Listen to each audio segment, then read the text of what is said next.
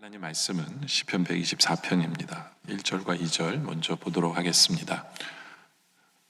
제가 봉독합니다. 다윗의 시 곧 성전에 올라가는 노래. 이스라엘은 이제 말하기를 여호와께서 우리 편에 계시지 아니하셨더라면 우리가 어떻게 하였으라. 사람들이 우리를 치러 일어날 때 여호와께서 우리 편에 계시지 아니하셨더라면. 아멘. 오늘 이 시는 다윗의 시입니다. 이 시의 배경은 다윗이 전쟁을 치르고 승리를 한 후에 하나님이 우리 편에 계셨기에 라고 고백하는 그러한 시입니다. 근데 또 이 시는 성전에 올라가는 노래입니다. 다시 말해서 먼 곳에 있는 이스라엘의 남자들이 성전을 향해 걸어가면서 외웠던 시이기도 합니다. 물론 이들은 전쟁에 있는 건 아니에요. 그러나 이 시를 보면서 자신들의 상황에 맞춰서 이 시를 암송하면서 자기들 상황과도 똑같다라고 생각을 합니다. 왜냐하면 그 모든 여정이 굉장히 위험한 여정을 걷는 거거든요. 강도를 만나고 자연의 재해를 만나고 하면서도 그 성전을 향해 올라가야 되는 이들이 이 시를 외우면서 한 가지 확실하는 것 뭐냐면 하나님이 내 편이다 라는 그 믿음으로 올라가는 시입니다. 그래서 우리가 첫째로 보려고 하는 것은 하나님은 우리 편이다 라는 것입니다. 다시 한번 더 1절에 보면 이스라엘이 이제 말하기를 여호와께서 우리 편에 계시지 아니하셨더라면 우리가 어떻게 하였으랴. 그렇죠? 하나님이 계시지 않았다면 전쟁이 있을 수밖에 없어요. 하나님이 계시지 않았다면 여행 중에 어떤 사고가 날 수밖에 없었어요. 2절에도 사람들이 우리를 치러 일어날 때 여호와께서 우리 편에 계셨기 때문에 하나님 계셨기 때문에 그들을 물리쳤고 승리할 수 있다라는 것입니다. 근데 우리 하나님께서 우리 편이다라는 것은 뭐냐면 우리의 삶 속에 하나님이 친히 임재해 주셔서 우리의 고통의 현장 속에서 함께 하시는 임마누엘의 하나님이다라는 의미도 이 안에 포함되어 있습니다. 임마누엘이라는 것은 하나님이 나와 함께 계신다라는 거죠. 우리 편인 우리 하나님은 바로 내 옆에서 나와 지금도 동행하시면서 우리 편을 들어주십니다. 그래서 우리가 공격을 당할 때, 우리가 위험에 처했을 때 하나님의 은혜 때문에 우리가 살아가는 것이다 라는 겁니다. 하나님이 우리 편인 것과 아닌 것은 엄청난 차이가 있습니다. 하나님이 우리 편이기 때문에 우리를 구원하시고 해방시키시고 우리를 안전한 곳으로 인도하시고 평안을 누리게 하시고 축복을 누리며 살게 하십니다. 근데 여러분들은 만약 그런 얘기 할 거예요. 그럼 믿지 않는 사람들은 그들은 하나님이 그들의 편이 아닌데 어떻게 그들은 살아가고 있느냐? 그 상황과는 완전히 다릅니다. 우리가 하나님을 믿는 그 순간부터, 예수님을 믿는 그 순간부터 하나님의 내 편이 되어주시지 않으면 우리는 망합니다. 왜냐하면 우리는 사탄의 적이 되어지기 때문에 사탄은 무슨 수를 써서라도 우리를 공격하고 우리를 넘어뜨리려고 합니다. 이미 자기에게 넘어온 사람들에게는 그렇게 하지 않아요. 우리가 예수를 믿는 그 순간부터 더더욱 확실히 우리 하나님은 우리 편이 되어주셔야만 하는 겁니다. 하나님 우리 편이 되어주시지 않으면 우리는 속수무책으로 그들의 공격에 넘어지고 쓰러지고 좌절하고 포기하고 하나님을 떠날 수밖에 없기 때문에 우리 하나님께서는 우리 편이 되어 주실 수밖에 없고 우리 편이 되어 주시고 계시는 것이 바로 우리 하나님 아버지입니다. 그렇다면 우리 앞에 있는 위험들이 뭘까요? 그게 두 번째인데요. 시편 기자는 앞에 있는 위험들에 대한 이야기를 합니다. 첫째가 사람들의 공격을 이야기합니다. 2절에 보면 사람들이 우리를 치러 일어날 때에 그렇죠. 여호와께서 우리 편에 계시지 아니하셨더라면 그리고 그때 그들의 사람들이죠. 노여움이 우리에게 맹렬하여 우리를 산채로 삼켰을 것이다. 하나님 우리 편 되어주지 않으면 사람에 의해서 우리는 넘어지고 죽을 수밖에 없고 할 수밖에 없다라는 겁니다. 여러분들 우리가 살아가면서 우리 앞에 많은 위험과 공격들이 있는데 그 모든 것은 대부분 사람에 의한 것입니다. 자연의 재해와 이런 것도 우리에게 위험을 분명히 줍니다. 그러나 가장 무서운 건 사람인 것 같아요. 저는 어릴 때 구미학교 1학년 때 꿈속에서 우리 어머님이 그 귀신이 되어서 날 쫓아오는 꿈을 꿨기 때문에 저는 제일 무서워했던 게 뭐였냐면 귀신을 제일 무서워했어요.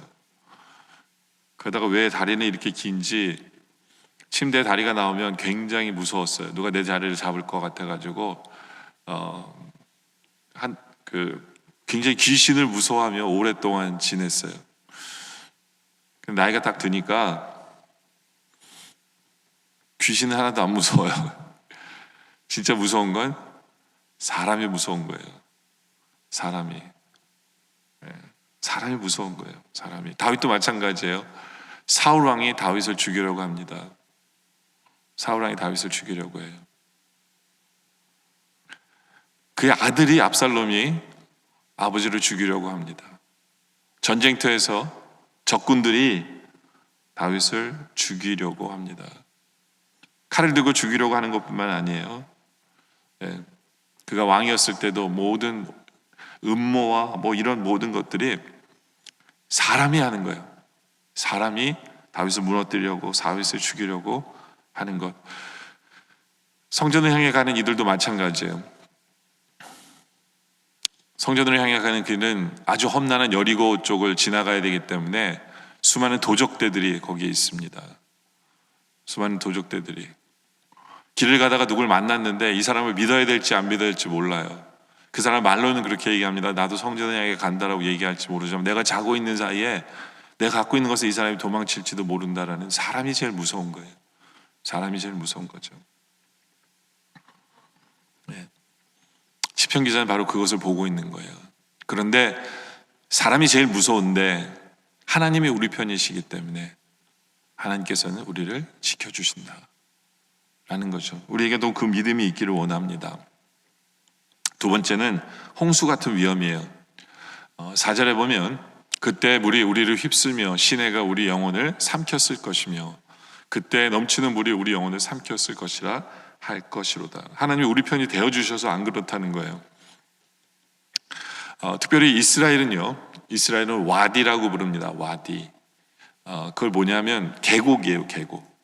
근데 그 모든 계곡이 물이 지나가는 자리입니다. 물이 지나가는 자리예요. 그래서 건조한 때는요, 여러분들이 요단강을 그냥 폴짝 뛰어넘어서 넘을 수도 있어요. 그만큼 작습니다. 근데 갑자기 비가 내리잖아요. 갑자기 물이 굵어지면 깊은 강이 돼서 여러분들이 못 건너요. 건너지 못하는 것뿐만 아니라 특히 와디는요, 계곡으로 물이 들어오는 순간, 계곡으로 물길이 들어오는 순간 그 물에 휩싸여서 여러분들은 순식간에 빠져 죽습니다. 그게 이스라엘의 지형이에요. 이스라엘의 지형이에요. 그러니까 여행하는 사람들은요, 제일 무서운 게 뭐냐면 비를 제일 무서워합니다. 비를 제일 무서워해요. 그러니까 우리 생각에는 비 좀 내린다고 저게 무서울까? 근데 왜 이스라엘 비가 무서우냐면요, 우리 눈에는 비가 이렇게 많이 내리는 것 같지도 않은데 계곡이잖아요. 그러니까 산의 모든 비가, 산 전체의 비가 내리는 거예요. 그럼 그 물들이 갑자기 어디로 모일까요? 갑자기 밑으로 몰리는 거예요. 갑자기 밑으로 몰려서 갑자기 그 물이 그 파도처럼 이렇게 사람을 휩쓸어가요. 그게 이스라엘의 지형이에요. 그것이 제일 두려움 중에 하나인 것을 설명하는 것입니다. 근데 우리에게 해당되는 건 뭐냐면 자연재해나 아니면 갑자기 우리에게 밀어닥친 위험스러운 순간을 우리에게는 적용할 수가 있죠. 그렇죠? 물론 물 때문에 예전에 우리 달라스에도 우리 한인 중에 한 부부가 운전하다가 물에 휩쓰여가지고 그 차가 물에 빠져가지고 돌아가신 분도 있죠. 그죠? 그러니까 달라스도 그런 게 생기기도 하는 거죠. 그 외에도 우리에게는 자연재해나 태풍이나 토네이도나 이런 것들이 우리를 휩쓸어가서 우리를 언제 어떻게 될지 모르는 순간들이 우리에게는 항상 있다라는 것이죠.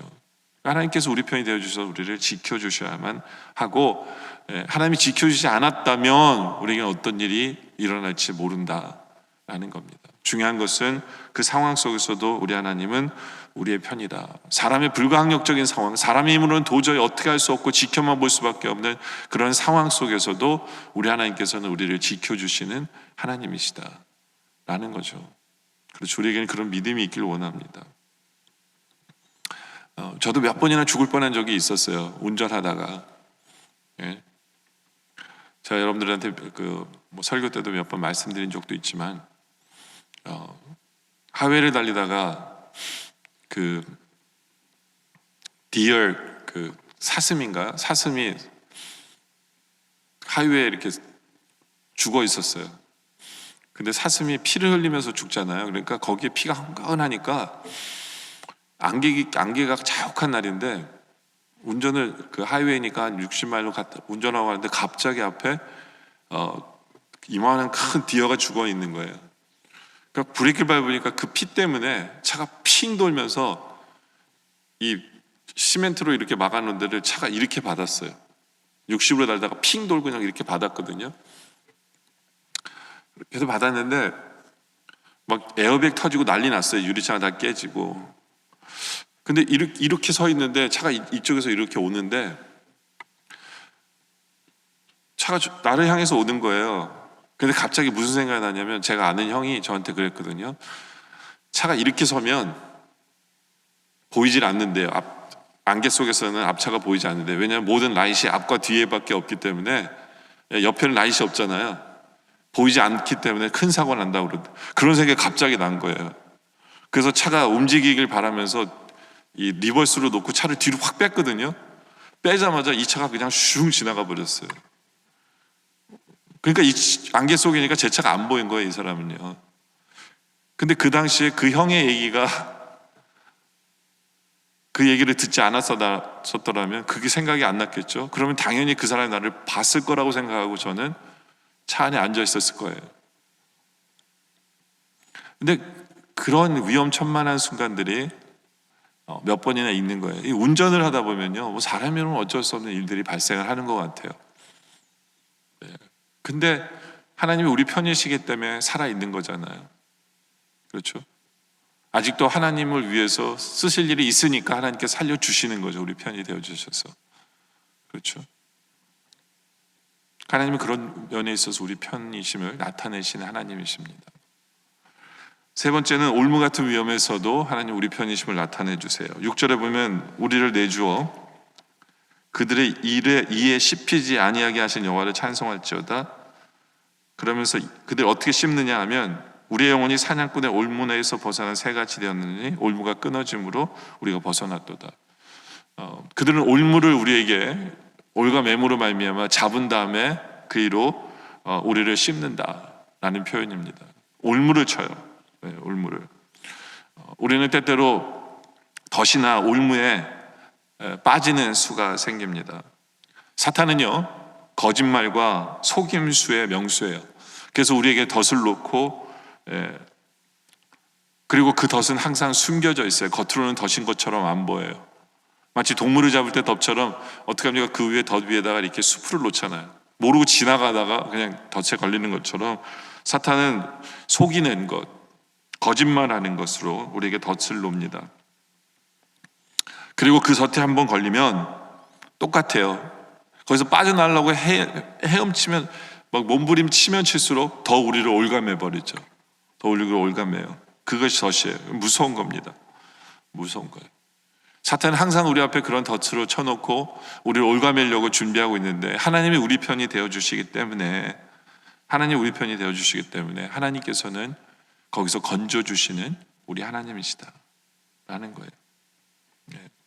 하나님이 우리 편 되어주시기 때문에 우리 앞에는 항상 그런 덫이 준비되어 있어요. 우리가 몰라서 그렇죠. 하나님 미리미리 제거해 주셔서 그렇죠.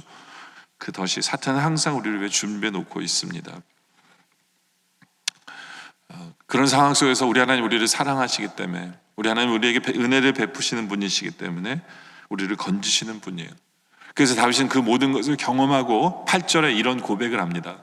우리의 도움은 천지를 지으신 여호와의 이름에 있도다. 마지막 절에 이렇게 표현하는 거예요.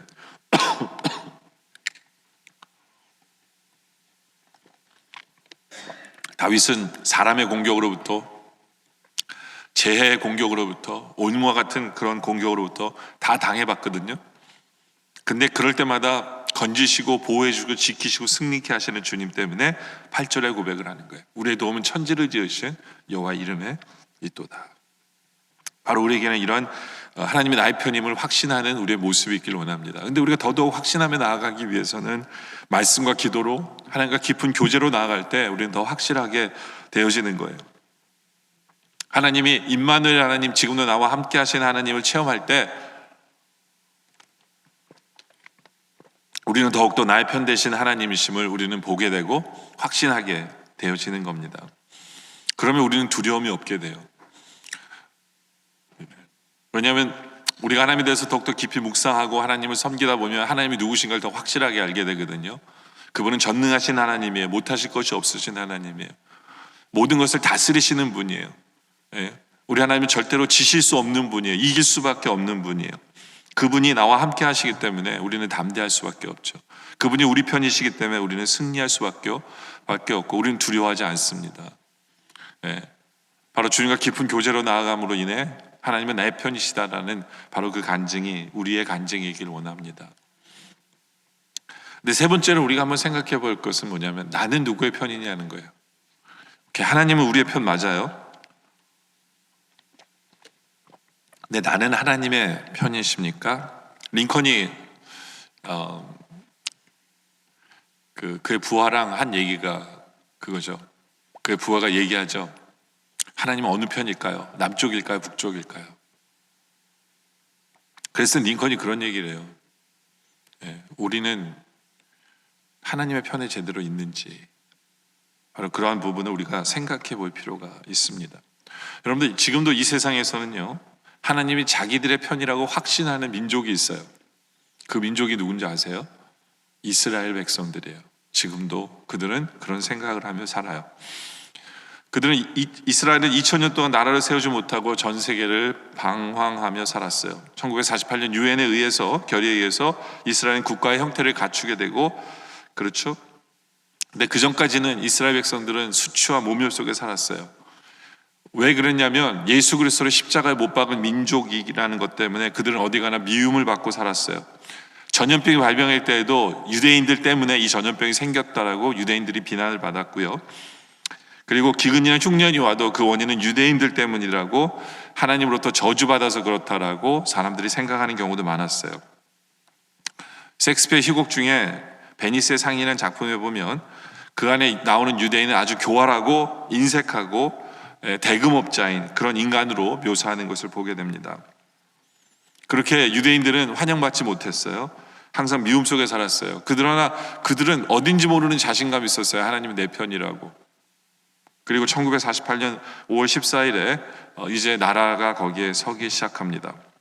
근데 나라가 서자마자 팔레스타인과 갈등을 겪기 시작을 합니다.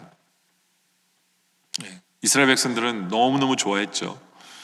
어떤 사람은 그 이스라엘의 그 땅을 퍼서 입으로 씹은 사람도 있어요. 지근지근 씹으면서 이제는 다시는 국가 없는 서름을 당하지 않겠다라는 맹세를 하고 통곡의 병의 앞에 가서 하나님 앞에 하나님 아버지 하나님 우리 편이시기 때문에 우리는 다시 이제부터는 어느 나라로부터 뺏기지 아니하고 나라 없는 서름을 당하지 않게 하실 줄을 주님 믿습니다라고 그들은 또 고백했어요. 그런데 그들이 하는 정책을 이렇게 보면요, 그들이 하는 정책을 보면 물론 팔레스타인의 그 테러를 막기 위해서 이들은 한다라고 얘기를 해요. 근데 어느 순간부터 이제는 더 이상 그런 테러를 막기 위한 그런 것이 아니라 자기네 나라 땅을 넓히기 위해서만 살아가는 민족처럼 보여요. 이스라엘 백성들은 늘 그 말씀을 기억하며 살았어요. 출애굽기 22장 21절에 보면 너는 이방 나그네를 압제하지 말며 그들을 학대하지 말라. 너희도 애굽 땅에서 나그네였습니다. 너는 23장 9절에도 또 이런 말씀이 있어요. 너는 이방 나그네를 압제하지 말라. 너희가 애굽 땅에서 나그네 되었은즉 나그네의 사정을 아느니라. 애굽뿐만 아니라 다른 나라에서도 이스라엘은 늘 나그네였어요. 그 때문에 이 말씀을 자기들에게 적용하면서 하나님께서는 나그네를 잘 대해주시기 때문에 그리고 결국에는 우리도 그래야 된다라고 이들은 살았습니다. 신명기에 가서도 마찬가지예요. 신명기 10장 18절에 고아와 과부를 위하여 정의를 행하시며 나그네를 사랑하며 그에게 떡과 옷을 주시나니 너희는 나그네를 사랑하라. 전에 너희도 애굽 땅에서 나그네가 되었습니다. 이처럼 하나님께서는 나그네를 사랑하라는 말씀을 이들은 소유하고 있는 사람들이에요. 이들은 인사할 때 항상 샬롬이라고 평화를 얘기합니다. 그런데 그들의 행동을 보면 점점 이 말씀과 멀어지는 삶을 살아갑니다. 그러면서 이들이 오히려 붙드는 말씀은 민수기 14장 9절에 나온 것처럼 다만 여호와를 거역하지 말라, 또 그 땅 백성을 두려워하지 말라, 그들은 우리의 밥이다, 우리의 먹이다 라는 이 말씀을 시오니즘 주의자들이 믿고 있는 말씀이거든요. 그러니까 세상의 모든 나라들은 우리 밥이라는 거예요. 이게 시오니즘 민족주의자들의 생각이거든요. 그러면서 그들의 나라를 넓혀가고 전쟁을 일삼고 하는 그런 모습들이 평화는 멀어지는 그 삶을 살아가는 것을 보면서 우리가 한번 생각해 봐야 돼요. 저들은 그렇게 하나님이 우리 편이다라고 믿고 사는 사람들인데 정말 제대로 된 신앙일까? 정말 저들을 믿는데 하나님은 저들의 하나님이실까? 저들의 편일까? 예전에 역사 속에서 보면 십자군도 마찬가지예요. 하나님 우리 편이라고 믿고 다른 나라 사람들을 학대하고 믿지 않는 사람들을 죽이고 정복 전쟁을 하면서 하나님은 우리 편이라고 무조건 밀어붙이면서 살았어요. 예전에 뿔이라는 영화를 보면요, 청교도인들의 신앙의 모습이 거기 나오거든요. 뿔이는 흑인 노예에 대한 거잖아요. 옛날에 노예들이 도망을 가면 다리를 잘라버립니다. 도망 못 가도록.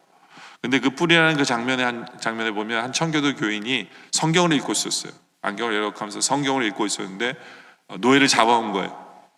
노예를 잡아오니까 성경을 읽으면서 내린 명령이 뭐냐면 그 사람의 다리를 잘라라, 이렇게 명령합니다. 그들은 어떤 면에서 하나님은 내 편이라고 믿고 있었을 테지만 정말 그들의 삶 자체가 하나님이 자기들의 편인 것처럼 살고 있는가 우리는 생각해 볼 필요가 분명히 있다라는 겁니다. 아까도 말씀드린 다윗은 하나님이 내 편이셨기 때문이라고 1절부터 3절까지 고백을 합니다. 그렇죠? 이스라엘 이제 말하기 여호와께서 우리 편에 계시지 아니하였다면 우리가 어떻게 하였으랴. 사람들이 우리를 치러 일어날 때 여호와께서 우리 편에 서시지 아니하셨다면 그때 그들의 노염이 우리에게 맹렬하여 우리를 산채로 삼켰을 것이다 라고 얘기하면서, 아까도 얘기한 대로 이 고백은 다윗이 사무엘하 10장에 나온 스토리예요. 거기 보면 다윗이 그 두 부족과 그 당시에 굉장히 강했던 암몬과 아람과의 연합군과 전쟁을 하는 장면이 나오거든요. 그때 승리를 하고 이 고백을 하는 거예요. 하나님 우리 편이 되어주셨기 때문에 우리는 이겼다. 근데 사무엘하 그 다음 장 11장에 가서 어떤 얘기가 나오냐면 다윗이 옥상에 올라가 가지고 목욕하는 여인을 봅니다. 그리고 간음죄를 져요. 간음죄를 집니다. 그럼 우리는 또 그런 생각을 해봐야 돼요. 다윗이 간음죄를 지면서 무슨 생각을 했을까? 하나님 내 편이라고 생각하며 했을 것인가? 다윗은. 여러분들 우리가 한번 생각해 봐야 돼요. 우리 한국 교회에 우리 교회들의 모습을 보더라도요, 그런 모습들이 드러날 때마다 힘든 부분들이 많아요. 약간 샤머니즘 같은 게 섞인 거 있어요. 샤머니즘은 뭐냐면요, 신을 내 편으로 만들기 위해서 모든 걸 다 갖다 줘요. 그래서 신을 내 편으로 만들려고 해요. 근데 문제는 뭐냐면요, 나는 내 편이에요. 신은 내 편으로 만들고 나는 내 편이에요. 그게 샤머니즘이에요. 그러니까 어떻게든 신을 이용해서 내가 어떻게든지 복을 받으려고 하는 것. 그러니까 내가 신을 위해서는 복을 주니까 내가 신에게 뭐 하죠? 그렇지 않으면 신은 마음껏 버려버려요. 그래서 신도 마음대로 바꿔버려요. 어쩔 때 나무에게다 절하고 어쩔 때 딴 거에도 절하고. 신을 이용해 먹는 거예요. 그런 것들이 샤머니즘이거든요. 근데 우리의 신앙도 그런 것들이 참 많아요. 하나님이 내 편이 되셔야만 한다 그래서 하나님께 잘 보이고 막 이러다가, 근데 나는 내 편이에요. 내가 하나님 편이 서야 되는데, 내가 하나님 편에 또 같이 서야 되는데 그냥 나는 내 편이다라고 사는 사람들이 많아요. 어떤 기독교 실업인가가 늘 새벽 기도에 나옵니다. 11조도 잘 드려요. 주일 성소도 잘해요. 기도원에 가끔 가서 기도도 열심히 하고 철야기도 금식기도 하는 분이에요. 그런데 늘 그의 회사에 증권이 오르면 하나님이 우리에게 복 주셔서 한다라고 고백을 합니다. 증권에 만약에 가격이 떨어지면 맞아, 하나님 내 편이시기 때문에 언젠가는 오르게 해주실 거야 라고 하나님 앞에서 고백을 합니다. 그런데 그가 사업을 운영하는 모습을 보면 하나님께 묻지도 않아요. 그 사업체는 하나님의 것이기 때문에 하나님 뜻대로 해야 되잖아요. 근데 보면 하나님 뜻대로 하는 게 아니라 자기 뜻대로 해요. 그러면서 하나님의 편이다, 하나님 내 편이라고 사는 사람들도 많아요. 좀 더 심하면 어떤 가게에 어떤 사람이 와가지고 물건을 삽니다. 근데 이 사람이 아침에 새벽 기도를 갔다 왔는데, 뭐 한국에서 있던 얘기예요. 철물 가게 하는 사람인데 한국에서 이 사람이 새벽 기도를 갔는데 은혜가 충만했어요. 막 기도도 잘 나오는 것 같고 방언 기도도 터지고 너무 기분이 좋았어요. 그래서 오늘 하루 잘 되겠구나 하고 했는데, 아니나 다를까 어떤 건축을 하는 사람이 들어오더니 물건을 이것저것 막 사든 거예요. 사더니 얼마예요? 그랬더니 10만 2천 원입니다. 뭐 10만 3천 원입니다. 그랬는데 이 사람이 에이 10만 원만 받으세요. 그래 10만 원 놓고 그냥 달려 나가 버린 거예요. 그랬더니 딱 봤더니 10만 원짜리 수표가 아니라 100만 원짜리 수표였던 거예요. 그 사람이, 이 사람이 100만 원짜리 수표를 받고 하나님 앞에 감사했어요. 하나님 역시 저의 편이십니다. 오늘부터 뭔가 잘 풀리는 것 같아요. 아침부터 그러더니 저 인간은 나한테 3천 원 떼어먹으려고 했는데 하나님 오히려 역으로 나에게 역전케 하셔가지고 나에게 90만 원을 더 주시는 우리 하나님. 그리고 이분이 교회 가서 이거대로 간증됐어요. 그러니까 제가 아는 거예요. 이런 내용이 글을 봤기 때문에. 근데 여러분들 이게요, 예수님 당시에도 마찬가지예요. 예수님의 12제자들도 마찬가지예요. 예수님의 12제자들도 예수님이 열심히 쫓아갔어요. 예수님 열심히 쫓아갔어요. 근데 어느 순간 제자들이 말합니다. 예수님 당신이 왕이 되면 우리는 한쪽에는 오른쪽 한쪽에는 왼편 하면서 자기 엄마까지 데리고 와가지고 하나님은 내 편이시니까, 내 편이 왕이 되시니까 이제 나는 오른쪽은 왼쪽입니다 하나님, 이렇게 나오면서 그들이 얘기합니다. 그러면서 그들은 하나님이 내 편이라고 생각을 합니다. 근데 그들은 하나님의 편이었을까요? 우리는 하나님의 편으로 살아가고 있습니까? 하나님의 편이라는 게 뭘까요? 갈라디아서 2장 20절에 보면 이런 말씀이 있어요. 내가 그리스도와 함께 십자가에 못 박혔나니 그런즉 이제는 내가 사는 것이 아니요 오직 내 안에 그리스도께서 사시는 것이라. 그렇죠? 이게 내가 하나님 편으로 사는 거예요. 주님이 내 안에 사셔야 돼요. 그러기 위해서 내가 죽어야 됩니다. 이제 내가 육체 가운데 사는 것은 나를 사랑하사 나를 위하여 자기 자신을 버리신 하나님의 아들을 믿는 믿음 안에 사는 것, 이것이 하나님의 편에 서는 삶이에요. 그것이 우리가 하나님의 편에 서 있어야 돼요. 바로 우리가 그것에 대한 고민이 우리에게 분명히 있어야 돼요. 예전에 한국에서 그 올림픽 그 스타디움에서 목사님들이 모여서 새벽에 부활절 예배를 드렸어요. 근데 한 설교자가 이렇게 외칩니다. 여호와 하나님은 우리 편이십니다. 그래서 내일 이 경기장에서 미국과 한국이 축구를 할 터인데 여호와 하나님께서 미국으로 자살골을 넣게 해주셔서 한국으로 승리케 해주실 것입니다. 그러니까 그 얘기를 들은 성도들이 뭐라는 줄 아세요? 아멘 할렐루야 그랬어요.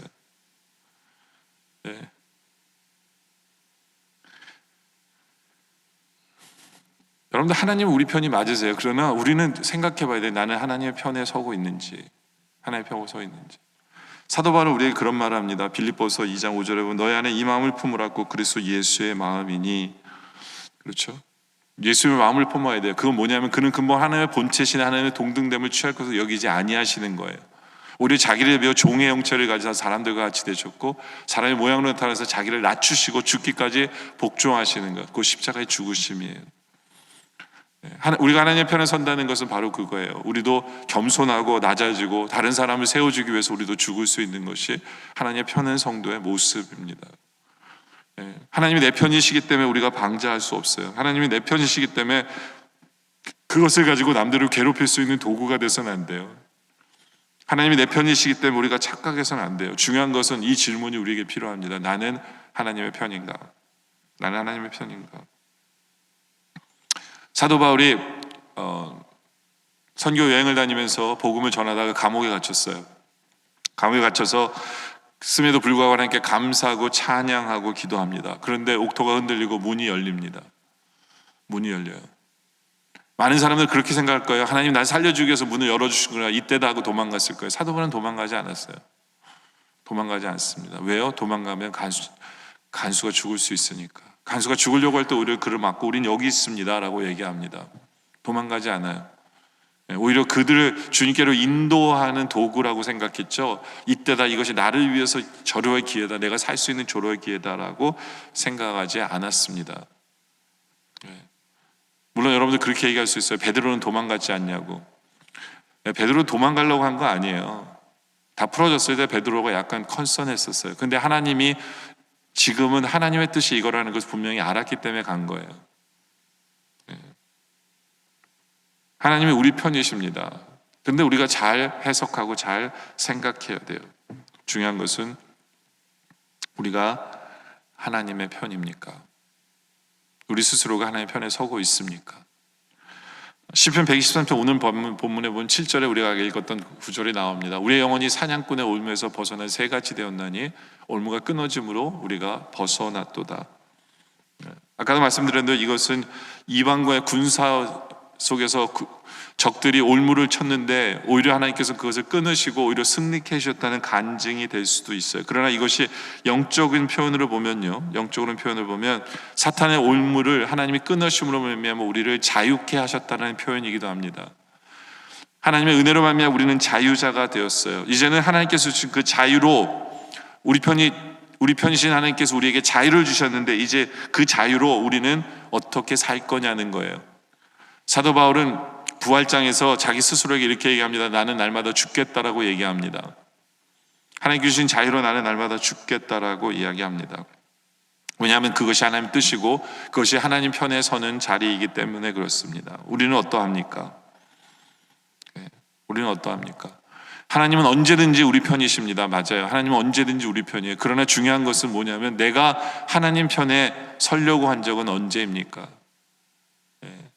오늘 하루 살면서 우리는 하나님의 편에 서 있었다라고 생각하십니까? 조금이라도 하나님이 내 편이시기 때문에 지금 하나님이 나와 동행하시기 때문에 하나님이 기뻐하시기 때문에 하나님을 기뻐하시게 하기 위해서 나는 오늘 뭔가를 하고 살았습니까? 아니면 그냥 하나님 무조건 내 편만 대주세요라고 외치면서 우리는 엉뚱한 길에 서서 무조건 하나님만 내 편이기를 원하지 않았습니까? 여러분들, 우리 하나님은 공의 하나님이시고 거룩의 하나님이세요. 그런 하나님 앞에 내가 똑바로 서지 않으면서 무조건 하나님 내 편이 되어주세요라고 고백하는 것은 우리 하나님을 불의하게 만들 수 있는 부분이라는 것도 우리가 생각할 수 있어야 돼요. 거룩하신 하나님 앞에, 공의 하나님 앞에 우리가 불의한 것을 요구하고 있을 수도 있다는 것을 생각하셔야 합니다. 여러분들, 우리 하나님은 영원히 우리의 편이시 맞습니다. 우리를 사랑하시기 때문에 우리를 영원히 버리지 아니하시고 우리의 영원한 우리의 편 맞습니다. 이제는 그 은혜 때문에 우리가 하나님의 편에 서는, 그래서 하나님을 기쁘시게 하는 그런 우리의 삶의 모습이 되기를 원합니다. 이제 말씀 결론을 내리죠. 여러분들, 우리가 살다 보면 우리가 예수를 믿는 그 순간부터 사탄이 우리의 적이 되기 때문에 사탄이 사람을 이용해서, 세상을 이용해서 올무를 치고 속이고 거짓말하며 우리를 넘어뜨리려고 하는 그런 수많은 일들이 우리 앞에 있습니다. 지금도 생기고 있어요. 중요한 것은 우리 하나님은 우리 편이시기 때문에 언제든지 영원히 우리를 지키시고 우리를 보호하시고 결국에는 우리를 천국 가는 그 순간까지 우리를 붙드시고 지켜주시고 인도해 주실 것 맞습니다. 바로 그 은혜 때문에 이제 하나님이 우리 편이신 것처럼 우리도 하나님의 편에 서기를 소원하길 원합니다. 우리의 삶이 하나님을 기쁘시게 하기를 소원하며 하나님께 늘 질문하며 하나님은 원하시는 일을 어떤 일을 하기를 원하십니까? 라고 질문하며 그것을 알았을 때 그것에 순종하고 주를 위해서 살아감으로 말미암아 우리도 하나님 편에 서서 주님과 동행하는 그러한 성도들, 그래야 하나님의 영광을 나타내고 하나님을 기쁘시게 하는 그런 우리 모두가 되어주시기를 주님의 이름으로 축원합니다. 기도드리겠습니다.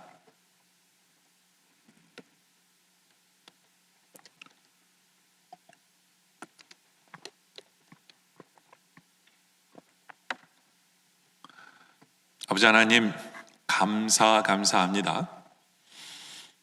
지금도 사탄은 우리를 넘어뜨리려고 온갖 괴계와 온갖 덫을 놓고 사람을 사용하고 세상을 사용해서 우리를 넘어뜨리려고 하지만 주님이 우리 편이 되어 주셨기에 우리를 지키시고 이제껏 인도하셨기에 우리가 이렇게 서 있을 수 있음을 주님 앞에 고백합니다.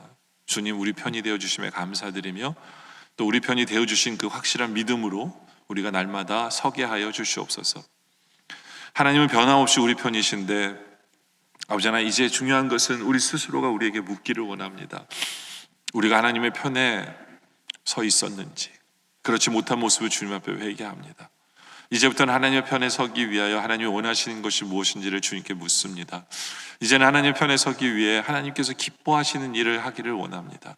우리에게 알려주시고 우리가 순종하며 주만 바라보며 쫓아가면서 하나님이 우리 편 되어주신 것처럼 이제는 우리도 하나님 편이 되는 것이 소원이고, 그렇게 하나님을 섬기고 하나님을 붙들고 하나님께 나아감으로 말미암아 임마누엘 하나님과 날마다 동행하게 하시고 하나님을 기쁘시게 하며 하나님의 영광을 나타내는 우리의 모습 될 수 있도록 주님 도와 주시옵소서.